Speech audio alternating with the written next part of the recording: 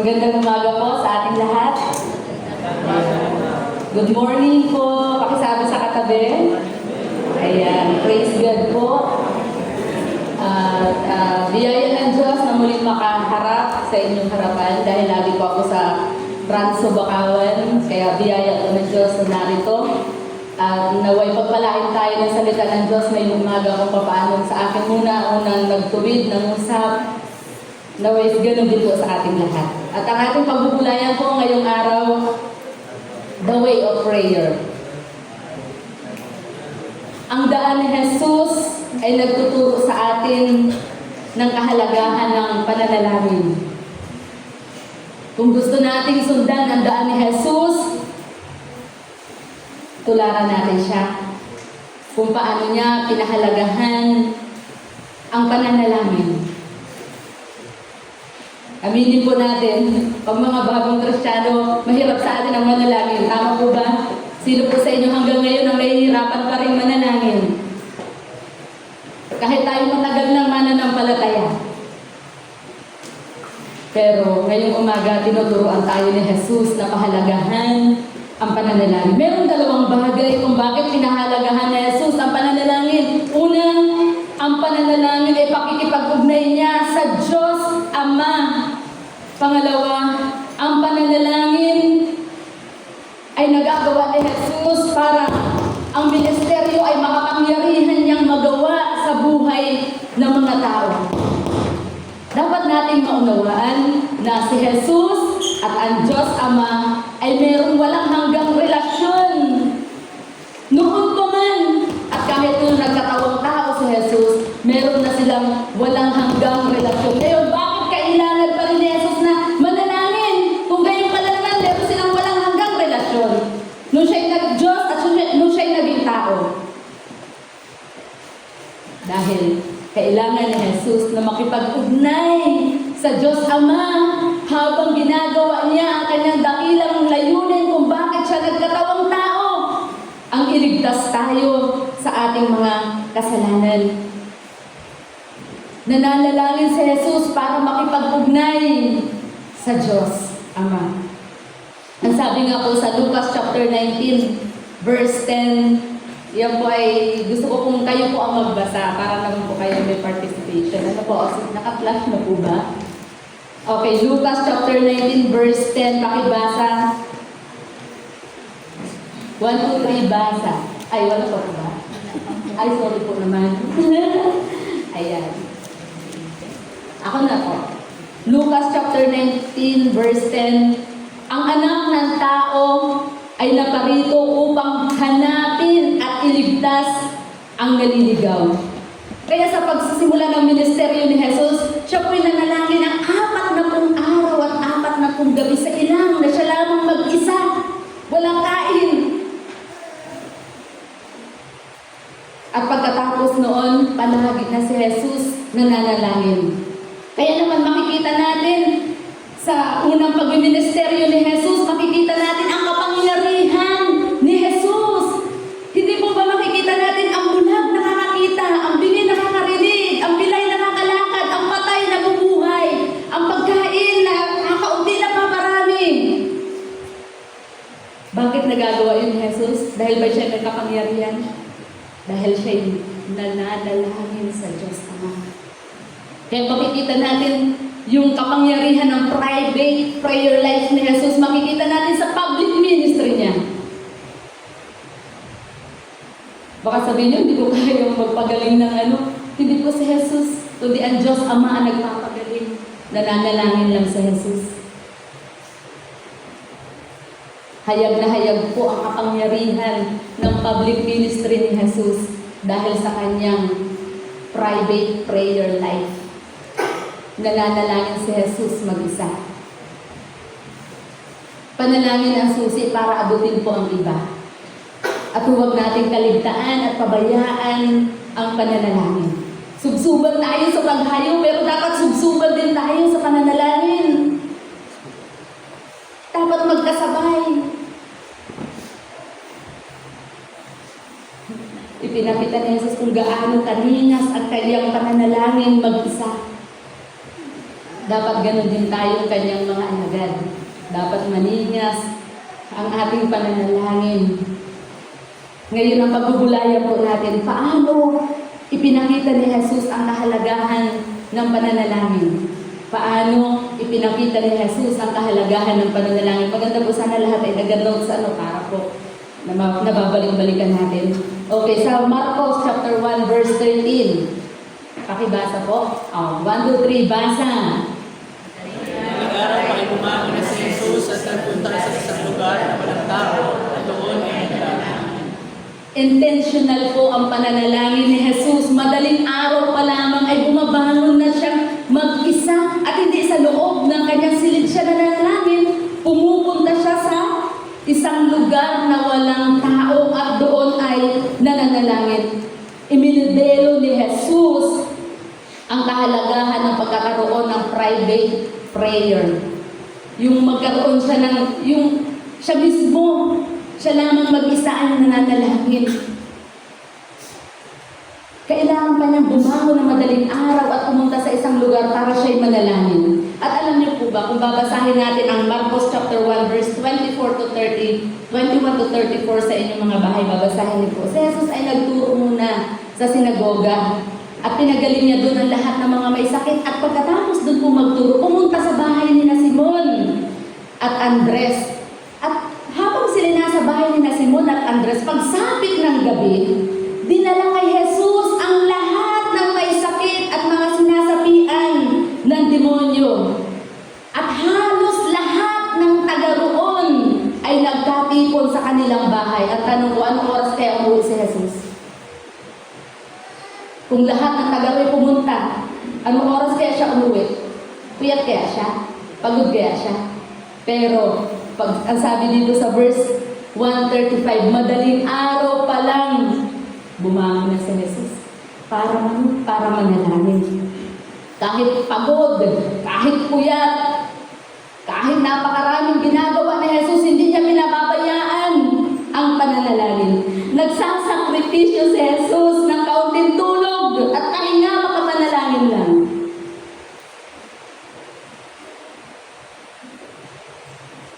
Bakit kaya nagagawa yun ni Jesus?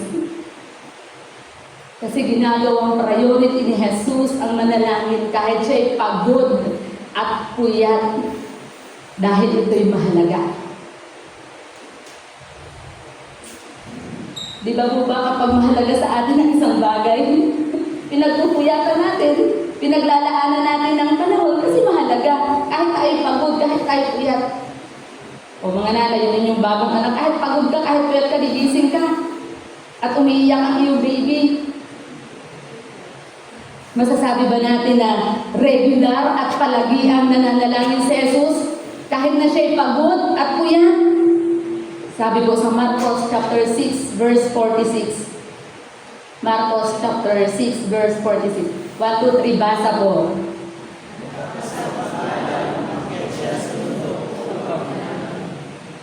Pinauna po ni Jesus ang mga alagad at nagpaalam sa mga tao para siya'y pumunta sa bundok at manalangin.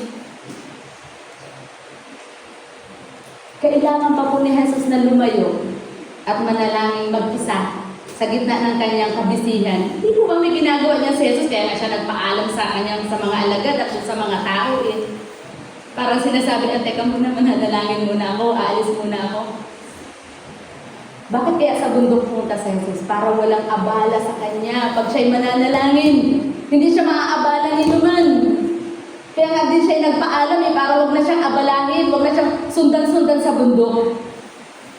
Ngayon, may pagkakataon bang iniiwan mo yung kaabalahan mo para manalangin? Kahit 30 minutes lang, busy-busy ka sa iyong hanap buhay, 30 minutes lang, papasok ka sa loob ng kwarto at mananalangin. O kaya naman mayroon kang hinahanap sa Panginoon, aalis ka, pupunta ka sa isang lugar para lang manalangin. May pagkakataon ba naglalaan ka ng oras talaga para manalangin? Si Jesus, sinadya niyang iwan ang mga kabisihan. Mahalaga din yung ginagawa ni Jesus na pag-ministeryo sa mga tao, pero iniwan niya dahil mahalaga din ang manalangin. Si Sinadya ni Jesus na iwan ang kabalahan at lumayo para manalangin. At sa Lucas chapter 6 verse 12, Lucas chapter 6 verse 12, pakibasa po, 1, 2, 3, basa.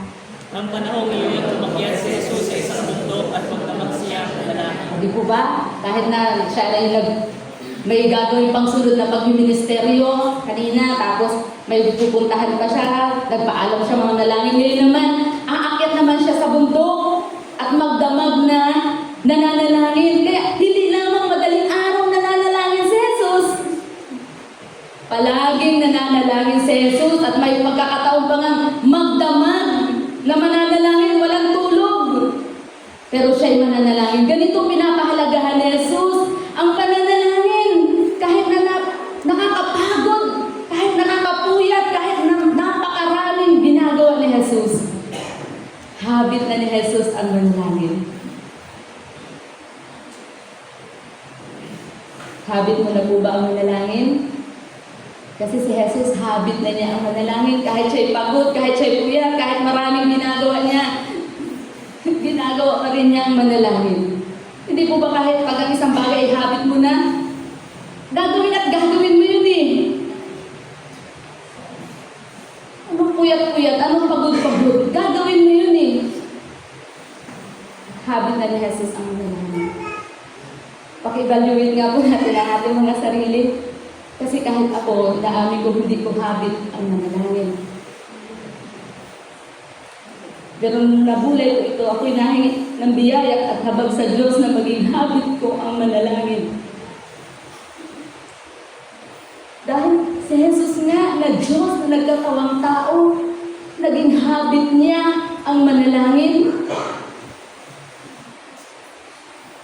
Mahalagang maging abala sa gawaing bahay, mahalagang maging abala sa ating mga hanap buhay, mahalagang maging abala sa gawain sa Panginoon, mahalagang maging abala sa pag-aaral, o so kung ano mang inapurso mo ngayon. Pero mas mahalaga ang manalangin. At ito yung pinakita ni Jesus na dapat magsakripisyo tayo ng panahon at oras para makapanalangin. Kahit na anong daming kaabalahan sa buhay. Sino ang hindi busy sa atin? Lahat po tayo ay busy. Pero ginagawa ni Jesus ng paraan para siya ay makapanalangin. Dahil ang isang alagad, dapat habit ang manalangin.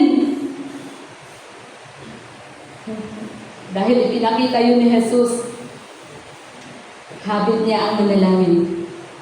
Alam niyo po ba, iminidero din ni Jesus ang pananalangin hanggang kamatayan?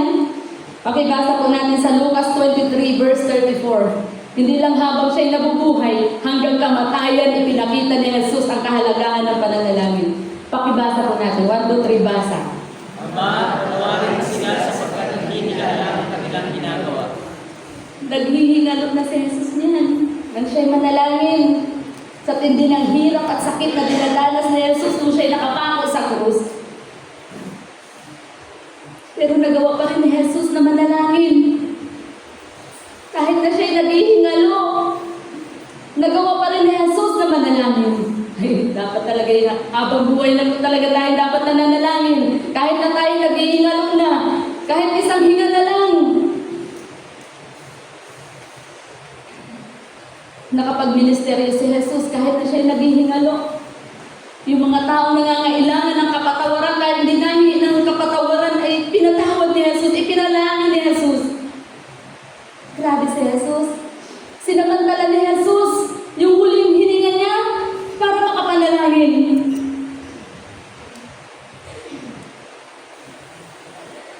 Ganun pinapakita ni Jesus yung kahalagahan ng pananalangin. Dapat sinasamantala natin habang tayo nabubuhay na makapanalangin dahil pagpatay na tayo, makakapanalangin pa ba tayo? Hindi na. Hindi na tayo makakapanalangin. Kaya habang tayo nabubuhay, hanggat may hininga tayo, manalangin tayo. Huwag natin sayangin ang oras natin sa mga walang kabuluhang bagay. Kundi ilaan natin sa napakahalagang bagay. Ang ipanalangin ng iyong sarili, ipanalangin ng pamilya, ipanalangin ng iglesia, ipanalangin ng mga kaluluwang napapahamak, ipanalangin ng mga pangangailangan natin. Ipanalangin natin ang lahat. tayo. Kung sinamantala ni Jesus yung huling sandali na yun ng kanyang buhay para manalangin, samantalahin din natin yung buhay na ibinibigay sa atin ng Diyos ngayon na humihinga pa tayo. Manalangin tayo. Hanggang sa huling hininga, nanalangin si Jesus. Manalangin din tayo. Hindi hadlang kay Jesus ang matinding pinagdaraanan sa buhay ng halos ikamatay niya para hindi siya manalangin. Hindi po ba sa halaman ng Getsemani, ang sabi doon ng Biblia ay nananalangin si Jesus dahil mangyayari na siya ipapako sa krus at sabi doon halos ikamatay niya. Dahil lamang sa pagsunod sa kalooban ng Diyos. Mula sa halaman ng Getsemani hanggang sa krus. Kahit na mararamdaman pa lamang ni Jesus yung matinding pagdurusa at habang nararamdaman ni Jesus yung matinding pagdurusa at hanggang sa huling hininga, nanalangin siya. Alam natin, ano po, kapag tayo may pinagdadaanan, hindi tayo makapanalangin. Ang baba ng Espiritu, sabi nga. Pero si Jesus, kahit na siya dumaranas ng matinding hirap, pagdurusa, sakit, nagagawa pa rin ni Jesus manalangin. Kasi tayo nakafocus tayo sa sakit. Dapat hindi tayo nakafocus sa mga pinagdaraanan natin, kundi nakafocus tayo sa Diyos at manalangin tayo. Si Jesus, kahit na napakatindi ng kanyang pinagdadaanan, halos ikamatay, nagawa pa rin niyang manalangin. Bakit? Dahil bahagi na ito ng kanyang buhay. Pagod, puyat, maraming ginagawa. Nagdaranas na matinding pagdurusa. Halos kamatay na. Nananalangin siya dahil bahagi na ng buhay niya ang manalangin. Kaya sa lahat ng panahon, si Jesus ay nananalangin. Hindi lamang kapag tayo masaya, kapag tagumpay, kapag may pagpapasalamat sa Diyos, kapag may matinding problema, doon lang tayo mananalangin. Hindi po si Jesus sa lahat ng panahon ng kanyang buhay. Siya ay nananalangin. At iminadelo niya ito sa atin. Kaya dapat tayong manalangin sa lahat ng panahon ng buhay natin. Pahalagahan natin ang pananalangin tulad ni Jesus. Pinahalagan niya ito. Pangalawa po, ano nga po yung una? Ito ay, iminadelo ito ni Jesus. Pangalawa, itinuro ito ni Jesus. Basahin po natin ang Lucas chapter 18, verse 1 to 8. Yan, medyo mahaba-haba po itong basahin. Kaya po ba? Sige po, basa po tayo. Pagkatapos nito, inibot ni Jesus ang mga bayan at nayon sa paligid. Nangalat siya at nagtuturo ng magandang balita tungkol sa kaharian ng Diyos. Kasama niya ang 12 at ilang babaeng pinagaling niya sa masasamang espiritu at sa kanilang mga karamdaman. Si Maria ang tinatawag na Magdalena, mula sa kanya ay 7 demonyo ang kinalayas. Si Juana, na asawa ni Kusa. Wait lang po, parang balik po. Lucas. Saglit lang po. Lucas 18. Tama naman po yung verse na nasa taas. Pero hindi po yan yung nilalaman. Alam ko po yun. Sabi ko na. Lucas 18. Isinalaysay ni Jesus. Okay po. Lucas 18. Ako na po ang babasa. Isinalaysay ni Jesus ang isang talinhaga upang ituro sa kanila na dapat silang laging manalangin at huwag mawalan ng pag-asa. Sinabi niya, sa isang lungsod ay may isang hukom na walang takot sa Diyos at walang iginagalang na tao. Sa lungsod din iyon ay may isang biyuda. Lagi siyang pumupunta sa hukom at sinasabi, bigyan po ninyo ako ng katarungan sa aking usapin.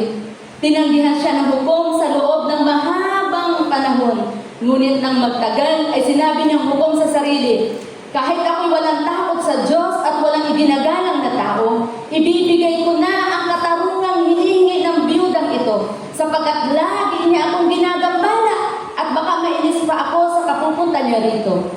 At nagpatuloy ang Panginoon. Pakinggan ninyo ang sabi naman sa panghukom na iyon. Ngayon, ipagkakait kaya ng Diyos ang katarungan sa kanyang mga hinirang na dumaray sa araw at gabi?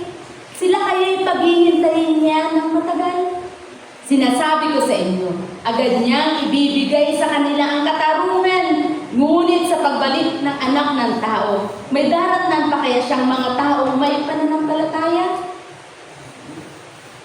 Pagkatapos kong imodelo ni Jesus ang kahalagahan ng pananalangin, itinuro naman niya ito sa mga alagad. Kaya nga sabi ko sa Lucas chapter 1 ay isinalaysay ni Jesus ang isang talinhaga upang turuan ang mga alagad na palaging manalangin at huwag mawala ng pag-asa. Sa ESV version po sa English ay ito po ang pagkakasalin, that they ought always to pray and not lose heart. Ginamit po yung salitang ought na sa Tagalog ay dapat, pero sa English po yung ought ang ibig sabihin ay modal verb na kung saan ay ginagamit upang magpahayag ng tungkulin, moral na obligasyon o nararapat na gawin. Kaya itinuturo ni Jesus sa mga alagad na ang pananalangin ay isang duty o tungkulin o nararapat gawin. Ulitin ko po ha, ang pananalangin ay isang tungkulin na dapat nating gawin. Yan ang itinuturo ni Jesus sa mga alagad at sa atin. Ang pagkakaiba po ng moral obligation sa legal obligation. Kapag moral obligation po, ay nakabatay sa konsensya natin. Moralidad, prinsipyo, kung tama o mali. Pero sa legal obligation naman po, ito yung nakabatay sa batas. Ano po, kapag sinuway ang batas, may kaparusahan. O kapag natititan ka, may parusa ka. Pag di ka pumasok, kaltasweldo. O, may parusa. Samantalang yung moral obligation, kapag hindi mo ginawa, hindi tayo parurusahan ng Diyos. Kapag hindi ka nanalangin, parurusahan ka ba? Hindi tayo parurusahan ng Diyos. Pero, meron tayong konsensya, yung moral obligation na tama, pero hindi natin ginawa. Yun naman yung konsensya naman yung pumapalag. Na bakit dapat akong nanalangin pero hindi ako nanalangin? Pumapalag yung konsensya natin.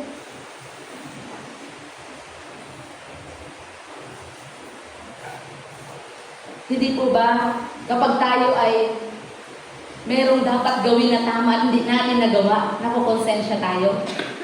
Bakit hindi ko tinulungan sila? Bakit hindi ako nakapagbigay? Hindi ba nakukonsensya tayo na alam natin tama pero hindi ko ginawa?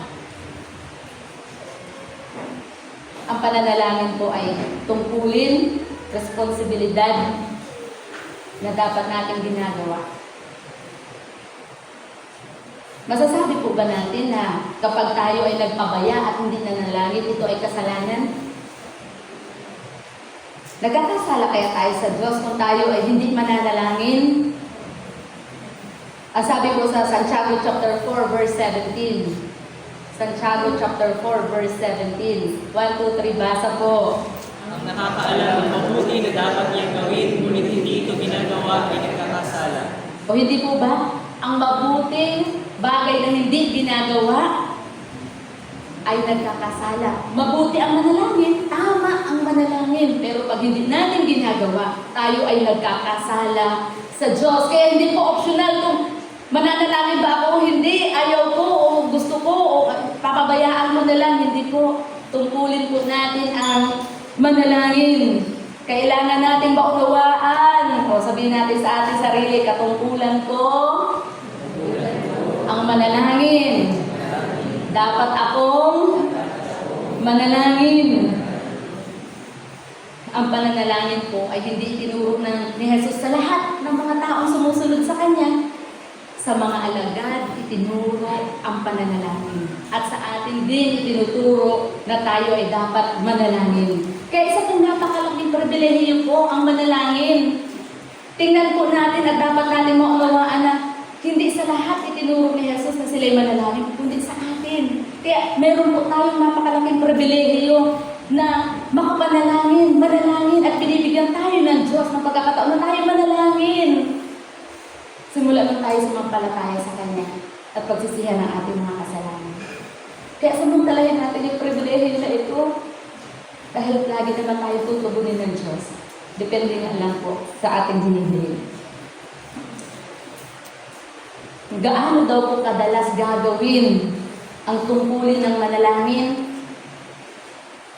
Ginamit ko yung salitang always na isang adverb or panghali para ilarawan yung pandiwa na pray. Kaya always to pray or palaging manalangin. Kaya katungkulan po pala natin palaging manalangin araw-araw. Dagdagan yung ating tungkulin, ano po? Pero dapat natin maunawaan, palagi, araw-araw. Kasi ang sabi nga sa unang Tesalonia, chapter 5, verse 17, sabi doon ay praying without ceasing o manalangin na walang patid. Ang ibig sabihin po nito sa Biblia ay hindi yung papasok tayo sa loob ng kwarto at magasalita tayo ng magasalita o kaya mag-memorize tayo ng panalangin. Hindi po ganun. Wala pong memorization ng prayer. Ano po? Kundi, ang ibig lang sabihin ay kahit tayo naglalaban, naglalakad, ano man ang ginagawa natin, nasa diwa tayo ng pananalangin na tayo nakikipag-ugnay sa Diyos at yun ay pagdepende natin sa Diyos. Yung pong ibig sabihin ng palaging manalangin o halimbawa biglang naalala mo, wala pang pan-tuition yung anak ko, ikay naglalaba. Lord, habang nagakusot ka, Lord, wala po akong pag-tuition, pagkaluban mo naman po ako. Ganun po ang ibig sabihin ng pray without ceasing, na anumang sitwasyon mo na kinakaharap sa oras na yun, manalangin ka. Dumepende ka agad sa Diyos. Dahil kapag hindi na tayo dumepende sa Diyos, sa sarili na natin tayo dumedepende. Pag hindi na tayo nananalangin, sa sarili na tayo dumedepende. Pero pag tayo nananalangin, sa Diyos tayo dumedepende. Kaya anong dapat natin gawin? Manalangin tayo palagi sa diwa ng pananalangin. Pero iba pa rin yung pananalangin na pupunta ka sa loob ng kwarto mo at magsasara at mananalangin. O kaya kung gusto mo pumunta ka rin sa bundok para manalangin. O pumunta ka sa isang resort para manalangin. Iba pa rin po yun. Dito sa palagi manalangin. Kailangan tayo nasa diwa ng pananalangin palagi. Hilingin natin sa Diyos kasi minsan talagang kahit nandiyan ang problema hindi nananalangin. Kahit nasa harapan mo na yung problema mo, hindi ka pa rin nananalangin. Nakakalimutan natin manalangin. Pero huwag na natin kalimutan simula ngayon. Pwede po ba yun? Sabi ng talata, lagi tayong manalangin. Itinuro din ni Jesus sa mga alagad na kung mananalangin ay huwag mawawala ng pag-asa. Ang sabi po sa English ay not lose heart. Huwag mawawala ng pag-asa. Ang ibig sabihin po ng not lose heart ay to remain hopeful, keep courage, and refuse to give up even when facing difficulties. Sa pananalangin, kailangan daw tayo nananatiling umaasa. Hopeful tayo. Tapos panatilihin natin yung lakas ng loob natin na courage na tutugunin ito ng Diyos. At huwag na huwag tayong susuko kahit na napakahirap na ng sitwasyon. Yung pong ibig sabihin ng not lose heart. Hinihikayat ni Jesus ang mga alagad na kung mananalangin ay dapat manalangin umaasa. Malakas ang loob. At huwag na huwag susuko sa panalangin. Meron po ba kayong mga panalangin isinuko na? Ngayon pinapaalalahanan tayo ng Diyos. Huwag tayong sumuko sa anumang panalangin natin. Huwag natin sumuan. Dahil kapag sumuko na tayo, hindi na tayo aasa sa Diyos. Aasa na tayo sa sarili. Kaya nga nagkwento sila sa mga alagad ng talinhaga upang maunawaan nila kung bakit hindi dapat sila mawalan ng pag-asa. Sabi nga ni Jesus, kung yung masamang hukom nga ay ibinigay ang kahilingan doon sa biyudang babae na pabalik-balik, how much more ang ating Diyos na kayang-kaya at willing ibigay ang ating mga kahilingan, lalo na kung kalooban niya.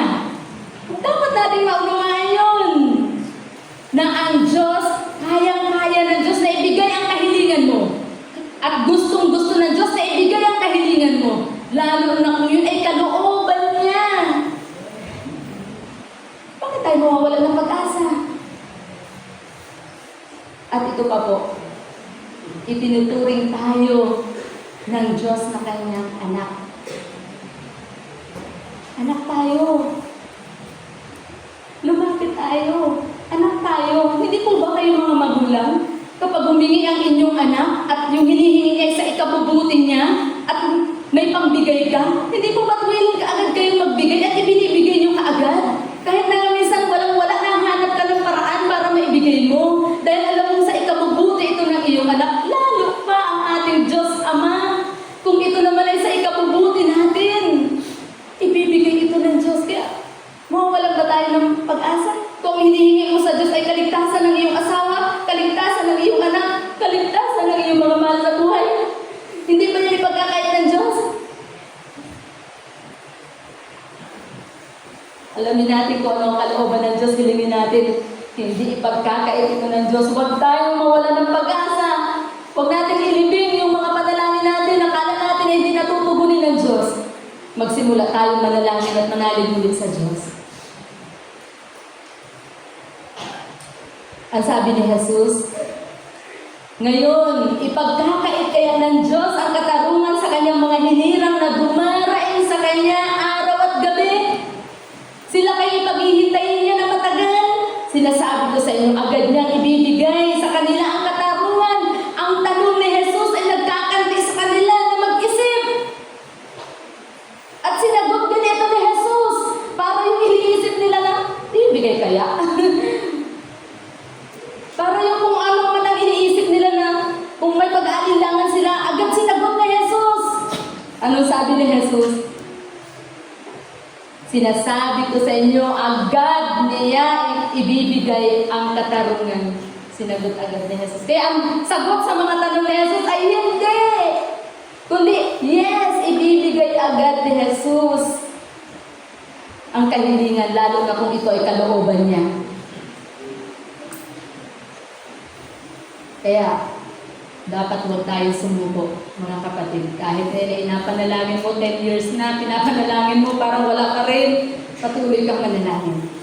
Dahil maaaring tugunan ni Jesus yan nang wala ka na dito sa mundo ito.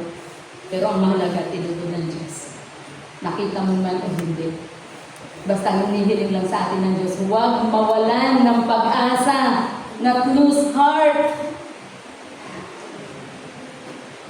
Dahil meron tayong mapagmahal at makatarungang Diyos na handang-handa at willing at kayang-kayang ibigay ang ating mga panalangin, lalo na kung ito'y kalooban niya.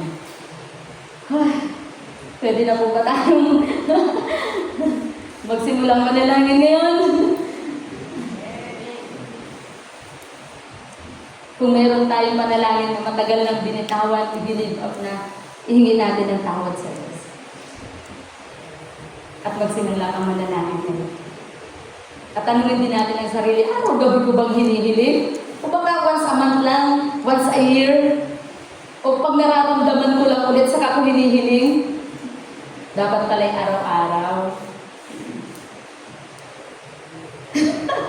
Dapat araw-araw. Pero huwag natin i-questionin ng Diyos kahit na tayo maghintay ng 10 years, 25 years, 40 years. Huwag natin i-questionin ng Diyos kahit na tayo araw-araw na nanalangin. Dahil sovereign ng ating Diyos. Nasa Kanya pa rin ang kapasyahan.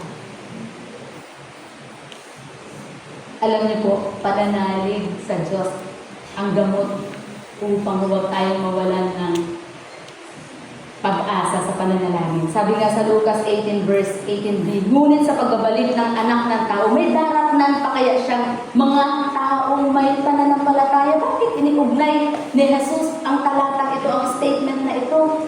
Sa pananalangin, tinapos na Jesus ang pagtuturo sa mga alagad. Sa statement na ito,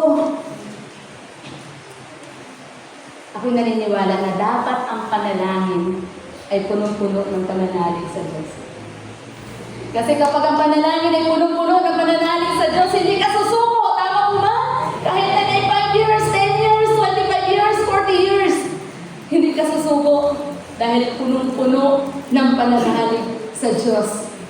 Kasi ang panalangin may kasamang pananalig, hindi yan susuko kailanman. Kahit magpantay na ang mga paa, hindi yan susuko dahil may pananalig sa Diyos. Kaya tayo, mga kapatid, kung meron na tayong kahilingan sa Diyos na ang tagal na, hindi pa tinutugon ng Diyos, dapat mas lalong tumibay yung pananampalataya natin sa Diyos. Panginoon, salamat, tutugunin mo ito. Napanalangin kong ito. Kaya makita ko man ito, hindi. Alam kong tutugunin kunin mo ito. Kaya huwag tayong mawawala ng pag-asa.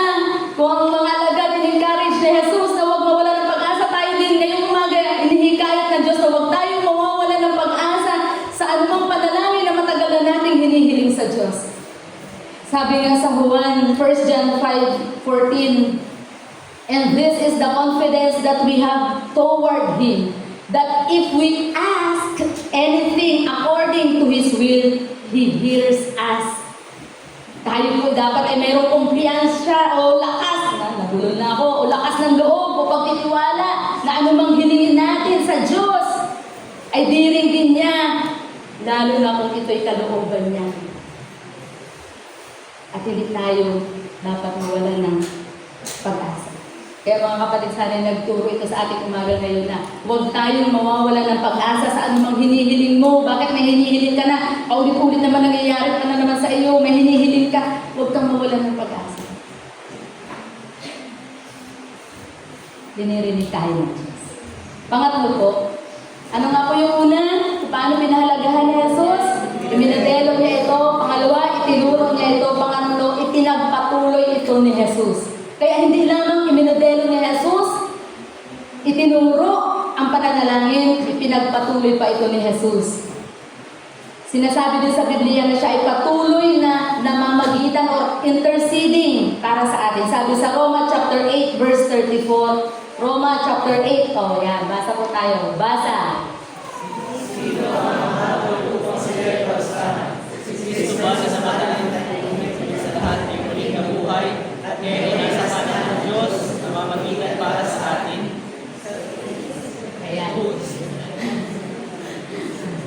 Ayan. Si Jesus ay patuloy na nagmamagitan sa Diyos Ama para sa atin. Bagamat siya'y namatay at muling nabuhay, ay patuloy na namamagitan para sa atin. Hindi po ba napakagandang katotohanan na ito? Nung nabubuhay si Jesus, namamagitan sa atin. Nung siya'y namatay at muling nabuhay, namamagitan pa rin sa atin. At biyaya ka ng Diyos, nabasa ka din na yung Juan chapter 17.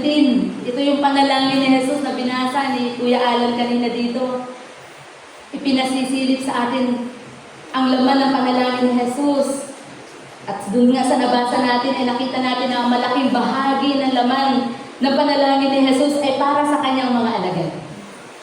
Namagitan si Jesus sa Diyos Ama para sa mga kasalukuyang nananampalataya ng panahong iyon. At hindi lamang yun, pati yung mga sasampalataya pa, ipinanalangin na ni Jesus. Ibig sabihin, ang pinapanalangin ni Jesus ay yung universal church. Ang lahat ng mga pinili ng Diyos, hindi pa man nilikha ang sanglibutan, ay idinalangin na ni Jesus. Oh, sabi mo, dinalangin ka na ni Jesus, sabi mo dyan sa iyong katabi, nag-pray ka na ni Jesus. Oh, mag-pray ka din. Gayon po ang pagmamahal ni Jesus sa atin, sa iglesia. Ganyan po ang pagmamahal. At hindi natapos sa pag-intercede ni Jesus para sa atin nang siya'y bumalik sa Diyos Ama. Kaya nga sabi ko sa inyo, kahit na nasa Diyos Ama siya, namamagitan pa rin sa atin si Jesus. Pinagpatuloy ni Jesus na mamagitan sa atin sa pamamagitan ng pananalangin. Kaya alam niyo po ba, tayo nagpapatuloy, ikaw ay nagpapatuloy dahil namamagitan si Jesus sa atin. Kaya sa biyaya lamang talaga ng Diyos tayo nakakapagpatuloy. Kaya wala tayong pwedeng ipagmayabang na ay ako ganito na malakas akong leader. Hindi po, wala tayo, lahat tayo. Biyaya lamang talaga ni Jesus, kaya tayo nakakapagpatuloy. Kaya paano hindi tayo mananalangin? Hindi po ba napakahalaga na tayo manalangin para din tayo makapagpatuloy at makapagpatuloy din ang iba? At hindi lang po yun, lubusang maililigtas ang lahat ng sasampalataya dahil namamagitan si Jesus para sa atin. Hebreo chapter 7 verse 25. Hebreo chapter 7 verse 25. Ayan, pakibasa po. Dahil dito, lubusan niya ang ililigtas ang lahat ng lumalapit sa Diyos sa pamamagitan niya, sapagkat siya ay nabubuhay magpakailanman upang pamagitan para sa atin. Di ba, namatay na nga si Jesus para sa ating mga kasalanan at nabuhay na muli para patuloy na mamagitan sa atin para tayo ay maligtas. Tinitiyak sa atin ni Jesus na lubusang maililigtas ang lahat sa Diyos Ama dahil sa kanilang pananampalataya. Grabe po yun, ano? Si Jesus ay nabubuhay magpakailanman para mamagitan lamang sa atin, para tiyakin na tayo lubusang maililigtas. Grabe po yun. Nung siya'y nabubuhay, namamagitan na. Nung siya'y nasa kabilang buhay, namamagitan pa rin. At patuloy na namamagitan para sa atin. Napakadakila ng pagmamahal ni Jesus sa mga taong sasampalataya, sumasampalataya sa Kanya. Dahil patuloy na namamagitan sa Jesus. Dapat din kaya tayo mamagitan para sa iba. Habang tayo nabubuhay. Kasi si Jesus, para sa akin, naniniwala ko si Jesus lamang yung namamagitan hanggang sa kabilang buhay para sa iba. Pero para sa akin, parang tayo hanggang dito na lang Hanggang nabubuhay tayo, pwede tayo mamagitan sa iba. Naniniwala akong maaari. Kasi ang Diyos ay naghahanap ng mga taong mamamagitan para sa iba. Ezekiel chapter 22 verse 30. Ezekiel 22.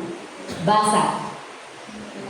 Ano ko isa sa tao makapaglalagay ng pader upang ipagsanggalang ng lungsod sa araw na ibubuhos ko ang aking puot. Ngunit wala akong makita. Yan. Ang konteksto po ng talatang yan, ang lahat ng mga Israelita ay namumuhay na sa kasalanan at ibubuhos na ng Diyos ang kanyang puot o parusa doon sa lahat ng mga Israelitang ito. Ngunit wala siyang makitang mamamagitan. Sa ESV po ang sabi, "And I sought a man among them who should build up the wall and stand in the breach." Yung pong stand in the breach ay tumutukoy po sa isang taong mamamagitan, isang taong mananalangin para doon sa taong makasalanan. Yung pong ibig sabihin nito, siya ay mananalangin para doon sa isang taong makasalanan. Kasi nga nung panahon na yun, nung sinabi yan ni Jesus, ang lahat ng mga Israelita ay namumuhay sa kasalanan at walang isa sa kanila ang mamagitan para sa kanila. Kaya ibubuhos na ng Diyos ang kanyang parusa sa kanila. Ngayon, sa ating kayang kalagitnaan, meron kayang mahahanap ang Diyos na mga taong mamamagitan para sa mga taong makasalanan. Opo, tayo po yun. Tayo po mga sumasampalataya, tayo bilang isang iglesia na sumampalataya kay Jesus na nagsisi ng kasalanan. Nais ng Diyos na tayo mamagitan para sa iba na hindi pa nagsisisi at tumatalikod sa kasalanan. Tayo'y pinagsama-sama para tayo sama-samang mamamagitan para sa iba. Hindi po ba tayo sinabihan ni Pastor Doc na ako, kahit noong pa man ni na Dr. Grace, na magkaroon tayo ng prayer of 3? O meron na po ba kayo na ilista hanggang ngayon? Isipin po natin kung bawat isa sa atin, kahit isa na lang, kung hindi ka po makatatlo, kahit isa na lang, bawat isa sa atin na mamagitan tayo doon sa taong makasalanan na yun. Ano ang mangyayari? Maliligtas kayo yung tao na yun. Maliligtas po yun. Ang kailangan lang natin ay mamagitan. Eh, paano kung sama-sama pa tayo mamamagitan? Para doon sa mga taong makasalanan. Maliligtas sila. Meron po akong narinig na patotoo, isang pastor ko ito sa CCF. Sabi niya, sa loob ng 20 taon, araw-araw niyang ipinanalangin ang kanyang tatay dahil hindi pa sumasampalataya sa Panginoon. Hindi siya tumigil ng kapapanalangin at isang araw yung kaibigan ng tatay niya ay nag-share ng mabuting balita at siya'y sumampalataya sa Panginoon. Namagitan siya para sa kanyang tatay. Mamagitan din tayo para sa ating sa inyo palang mga anak, asawa, sa loob ng sambahayan. Doon muna tayo mag-umpisa bago tayo pumunta sa labas. Mamagitan muna tayo sa loob ng ating tahanan. Kapag nakikita niyo ang anak niyo, parang hindi totoong sumampalataya. Ang iyong asawa hindi mo pa naaakay. Ang iyong biyanan, ang iyong... Doon muna tayo sa immediate family natin. Ipanalangin natin sila. Mamagitan tayo para sa kanila. Kasi sino ang mamamagitan para sa kanila?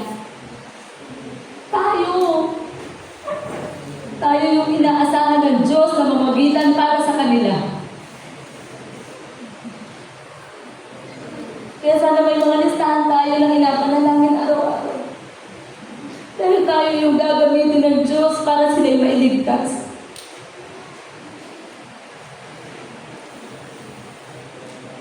Pablo, hangang-hanga ako kay Pablo. Labis yung kanyang pagnanasa ng mga magitan sa kanyang kababayan. Hindi lamang si Pablo nagnanais na yung kanyang pamilya ay maligtas, kundi yung kanyang kababayan. Ang sabi po ni Pablo dito sa Roma chapter 10 verse 1. Basa.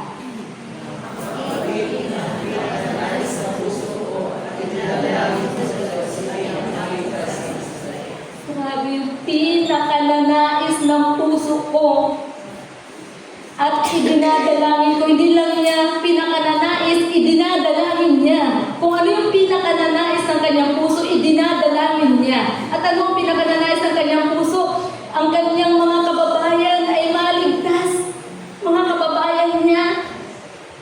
Si Pablo ay namamagitan sa kanyang mga kababayan para sila'y maligtas. Grabe yung pinakananais ng puso niya. Kung tayo tatanungin ng Diyos ngayon, ano yung pinakananais ng puso mo? Kayamanan, makapagtapos,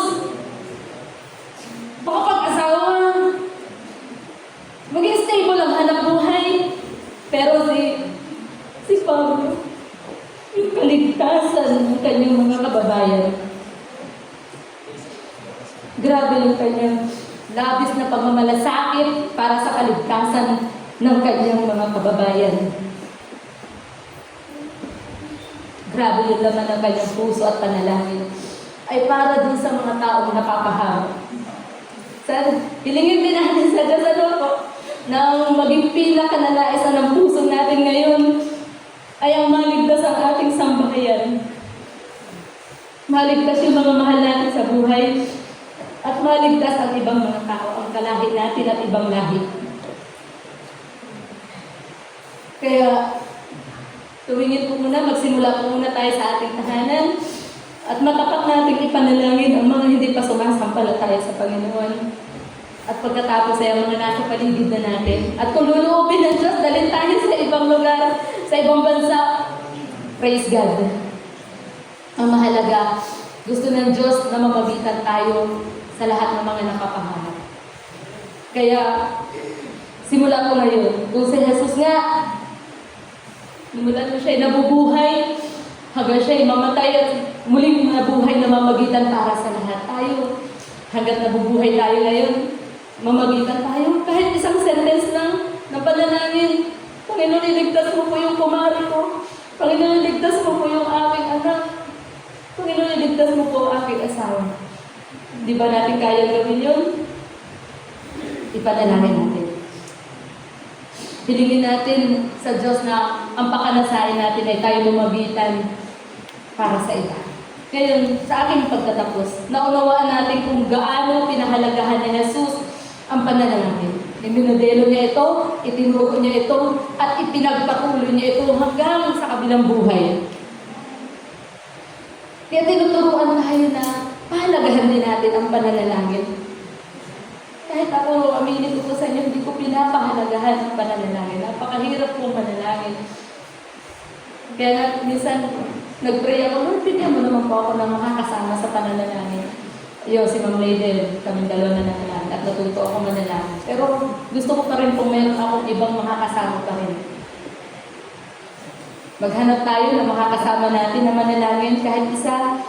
O kaya minsan, tayo lang mag-isa.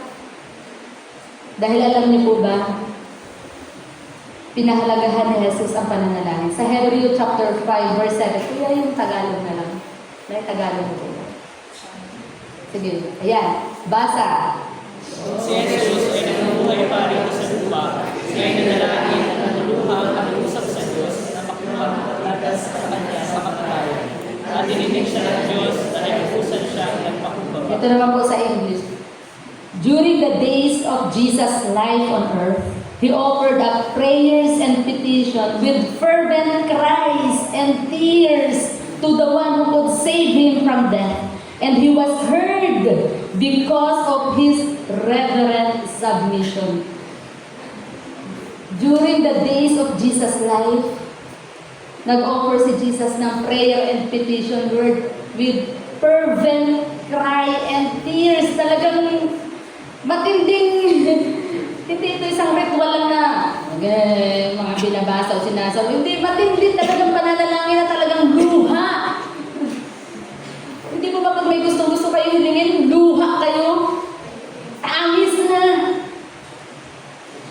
Alam niyo po, ginugol ni Jesus ang kanyang buhay sa pananalangin. Hindi lang sa pagmiministeryo, hindi lang sa pangangaral, kundi ginugol ni Jesus ang kanyang buhay sa pananalangin. Kaya hindi isang ritual ang ginagawa ni Jesus, kundi ito'y matinding pakikipagbuno sa Diyos. Yun ang ginagawa ni Jesus. Nagpapakita ng matinding spiritual na battle. Dahil ang matinding pananalangin ay pakikipagbuno laban sa sariling kalooban. Dumanas si Jesus niyan. Ayaw niya sana danasin yung mamatay sa krus. Pero hindi niya yung nanalangin siya, kaya ang pinili niya pa rin ay kalooban ng Diyos. Hindi po ba? Kailangan natin ng matinding laban para sa sariling kalooban, sariling kagustuhan, laban sa kasalanan. Napilit na gustong maghari sa atin, laban sa gawa at pakana ng Diablo. Dahil siya ang naghahari sa mundong ito. Kailangan natin manalangin. Kung si Jesus nga nanalangin, at siya'y nagtagumpay. Hindi po ba nagtagumpay si Jesus sa matinding tukso, 3 sunod-sunod na tukso? Hindi na pabagsak si Jesus. Tayo pa kaya na araw-araw tinutukso? Araw-araw may mga kasinungalingan si Satanas, gawin mo yung kasalanan na yan, okay lang yan. Araw-araw tayo may tukso. Kailangan natin araw-araw manalangin. May laban tayo araw-araw. May pinagdadaanan tayo araw-araw para masunod lang ang kalooban ng Diyos. Nagtagumpay si Jesus laban sa tukso. Nagtagumpay si Jesus sa matinding hirap at pagdurusa na dadaanin niya sa krus. Nagtagumpay si Jesus sa lahat ng mga panlalait sa Kanya. Nagtagumpay si Jesus sa lahat ng mga kung ano-ano pinagagawa kay Jesus. Hindi ba nagtagumpay si Jesus? Dahil siya'y nananalangin. Mga kapatid, tayo pa kaya kailangan natin manalangin para araw-araw tayo magtatagumpay. Kaya magbalik tayo sa nakaraan. Bakit tayo nalugmok sa ganung kasalanan? Nakapanalangin ka ba? With fervent cry and tears? Ang susi po para magtagumpay tayo kagaya ni Jesus na namuhay sa mundo ito at nagtagumpay hanggang kamatay. Sa pamamagitan ng pananalangin. Pinahalagahan ni Jesus ang pananalangin. Hindi niya binahiwala ito. Kaya nagtagumpay siya. Kaya kapatid ko nag-struggle ka, susi ang pananalangin para magtagumpay ka. At hindi lang isang beses ka mananalangin. Araw-araw tayo mananalangin palagi. Yung nga sabi sa atin ni Jesus, para tayo araw-araw din nagtatagumpay. Sabi din nga, bakit tinutugon ng Diyos ang panalangin ni Jesus? He was heard because of His reverent submission. Si Jesus, bagamat siya'y Diyos na nagkatawang tao na grabe yung pitagan at paggalan niyan sa pagpapakasakop sa Diyos Ama. Hindi pinipilit ni Jesus yung sarili niyang gusto, hindi pinipilit ni Jesus yung mga katwiran niya sa isip niya. Kundi tinatanggap niya kung ano yung kalooban ng Diyos. May mga gusto tayo sa panalangin natin, pero maging handa din tayo ng Panginoon kung ano man ang tugon mo sa panalangin ko ito. Handa ko kung tanggapin. Dahil yung po ang kalooban mo, ganun po dapat tayo yung postura ng puso natin kapag tayo nananalangin. Huwag tayo magmamataas sa harap ng Diyos, huwag natin ipilit ang gusto natin, kundi unawain natin ang kalooban ng Diyos doon sa inapanalangin natin at handa tayong tanggapin kung ano yung ibibigay ng Diyos. At masaya tayong tatayo at sasabihin natin, yes, thank you Lord, kahit hindi po ito yung gusto ko. At ito po yung gusto niyo. Di ba si Jesus, kahit ang gusto ni Jesus ay huwag na lamang mamatay sa krus. Pero pinili pa rin ni Jesus yung kalooban ng Diyos. Kaya, para dinggin din tayo ng Panginoon ng Diyos Ama sa ating panalangin, magpasakop tayo na may pagpipitahan sa kung ano yung kalooban ng Diyos sa atin. Ngayong umaga po, ang hamon sa atin ay sa ating lahat, hindi lang po kayo, sa akin din, dahil ako'y nag-struggle din at lahat po tayo tulong-tulong. para tayo magsimulang pahalagahan ang pananalangin araw-araw. Ang hamon mo sa atin ngayon ay paano mo sisimulan na pahalagahan ang pananalangin araw-araw. At ano-ano ang mga hakbang na dapat mong gawin para ikaw ay maging mapanalangin. Tayo manalangin. Dakilang Diyos na makapangyarihan sa lahat, kami po'y namamangha sa iyo ngayong umaga. Kung paano ipinauna ko sa amin ngayon ang kahalagahan ng pananalangin. Kami po'y humihingi ng kapatawaran sa mga araw, linggo, buwan, taon na pinabayaan namin ang manalangin. Na hindi man lang kami nakapanalangin. Na mas ginugol pa namin ang sarili namin sa panunood, pagsiselfone, sa mga makamundong gawain, sa kaabalahan sa buhay nito. Kaya humihingi po kami ng tawad. At ngayon, minsan patulungan mo po ang bawat isa sa amin. Na ako'y katungkulan ng manalangin araw-araw.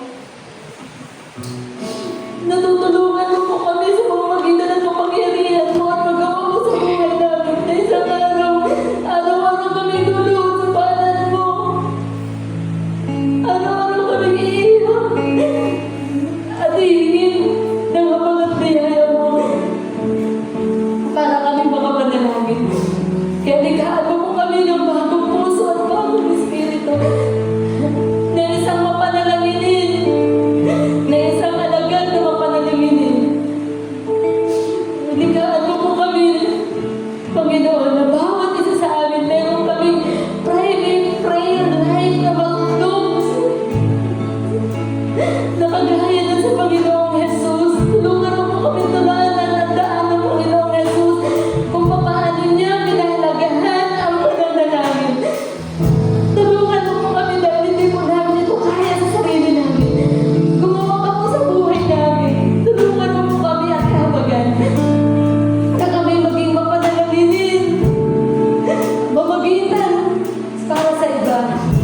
Tulungan mo po kami at ituro din naman namin sa iba kung gaano kahalaga ang manalangin. Kaya bless mo po ang lahat ng satellites ngayon, lahat ng mga Christians, Panginoon sa buong mundo, na kami magsimulang manalangin at sama-sama manalangin para abutin ang nakapagama. Tulungan mo po kami pahalagahan ito dakilang Diyos. Gumawa ka po sa bawat isa sa amin. Salamat po aming Panginoon. Pinupuri ka po namin at pinasasalamatan ka po. Sa pangalan ni Jesus. Amen.